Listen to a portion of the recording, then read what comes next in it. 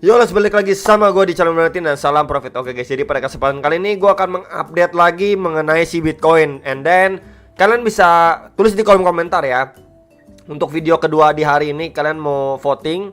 Kalian bisa pilih ya untuk analisa mengenai ETH atau XRP atau ADA atau Cardano gitu guys ya. Jadi kalian bisa tulis di kolom komentar mana menurut kalian yang menarik untuk saya bagikan atau saya sharingkan outlooknya dan analisis saya mengenai di antara Ethereum, XRP atau ADA, Cardano ya. Jadi kalian pilih di antara tiga itu, kalian bisa tulis di kolom komentar aja ya. Oke, jadi langsung aja ke inti videonya. Kemarin sudah saya bagikan juga, saya sharing juga apakah mungkin akan alt season dan lain sebagainya. Tentunya di situ saya menyampaikan dengan secara rinci juga, bisa kalian perhatikan untuk dari beberapa hal seperti Bitcoin dominance ya, kemudian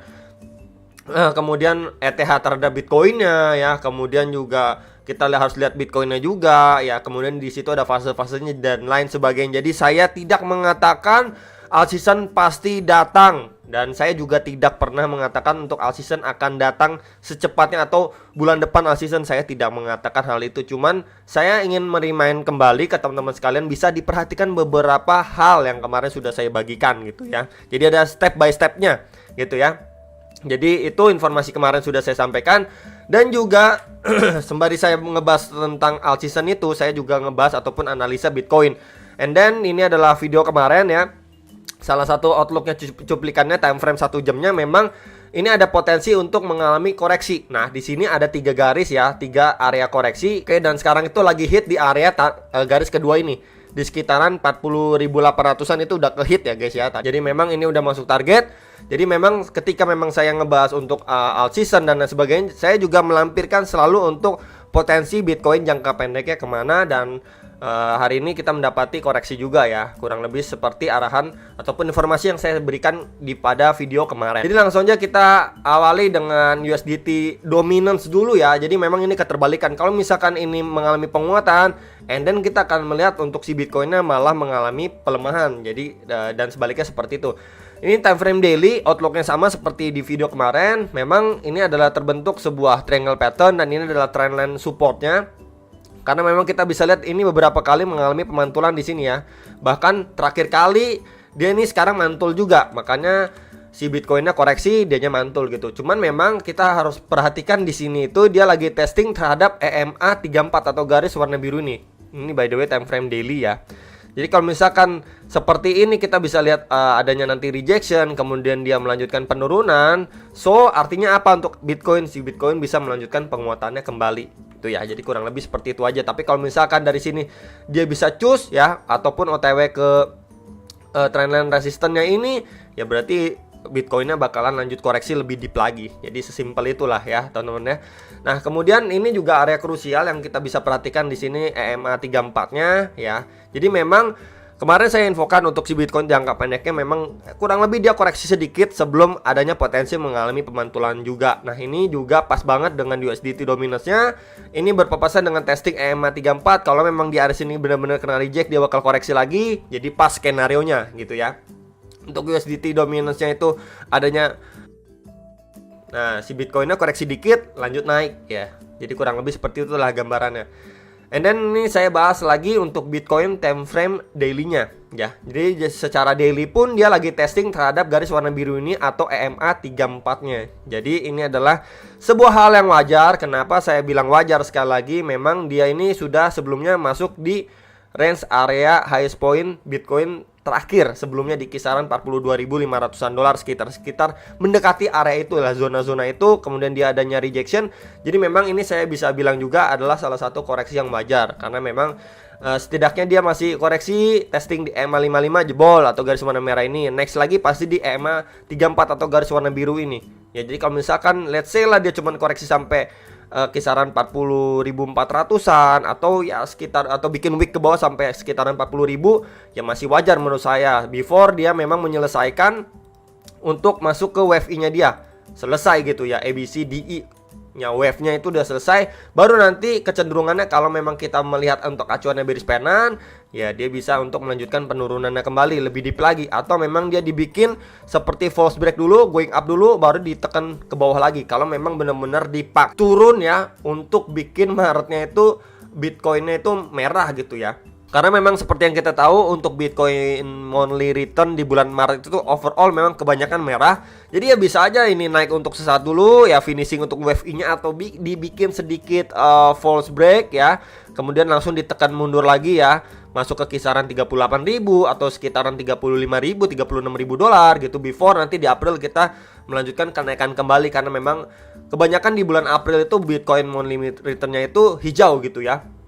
Jadi memang ada probabilitas untuk kita bisa naik dulu sesaat sebelum dibanting lagi gitu. Ya, jadi memang untuk saat jangka pendek sekarang ini adalah progres ataupun ya bisa dibilang koreksi wajar lah untuk si Bitcoin ya. Jadi memang ini outlook untuk daily-nya ya bisa diperhatikan untuk beberapa area target support dan resistennya juga yang tadi sudah saya infokan dan mungkin udah diinfokan beberapa kali ya. Jadi memang tinggal menunggu aja sampai dia finishing WFI-nya ya, baru make decision apakah dia dibikin false break dulu baru dibanting atau memang nggak usah di false break, cuman visit doang sedikit langsung dibanting gitu ya. Jadi kita sama-sama menunggu aja di finishing WFI-nya itu adalah area yang krusial banget untuk si Bitcoin. Apakah benar-benar dia akan ditekan mundur lagi atau ya malah ditendang naik lagi. Jadi bisa diperhatikan untuk area krusial ini.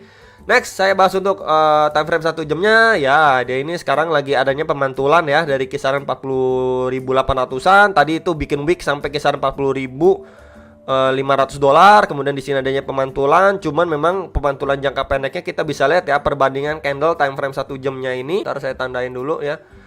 Ini bearish candle dan dibandingkan dengan bullish candle ini ya berbanding lebih condong ke bearishnya ya. Dua bearish candle yang cukup pekat ini terus dibalas dengan ya bullish candle yang tergolong kecil-kecil gitu ya, atau korektif lah bisa dibilang ya. Makanya ini lebih condong seperti ini nih teman-teman ya, kurang lebihnya lebih condong memang dia setelah drop gini ya, kemudian di sini ada sedikit kenaikan ya, before dia bisa juga melanjutkan penurunannya kembali ya untuk testing lagi nih di target ketiga itu di kisaran 40.200-an dolar yang sebelumnya ini menjadi area target support and resistance juga dari pergerakan si Bitcoin sebelumnya nih. Ya, jadi itu yang harus diperhatikan untuk si area next target lagi untuk si Bitcoin. Jadi memang harus waspada, dia masih bisa melanjutkan penurunan kalau misalkan dilihat dari tekanan dari si sellernya. Oke, jadi itu yang harus diperhatikan. Nah, kemudian mungkin saya akan tambahin satu lagi kalau misalkan kita melihat ataupun pakai Fibo. Nah, ya, biasakan pakai Fibo biar lebih afdol. Oke, pakai Fibo. Ya, saya tarik dari swing low-nya dia ke swing high-nya dia ya, guys. Kurang lebih di sini swing high-nya dia.